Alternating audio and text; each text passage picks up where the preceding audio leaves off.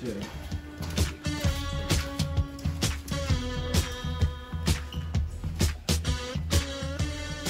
Para presentar a Mario Soriano, primera incorporación de esta temporada.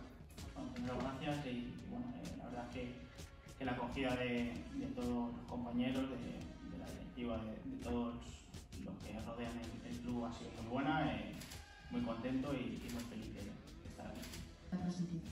Bueno, lo primero, el míster cuando hablé con él sabía perfectamente cómo jugaba. Creo que eso fue una de las cosas que me llevó a decirme por venir aquí. Gracias.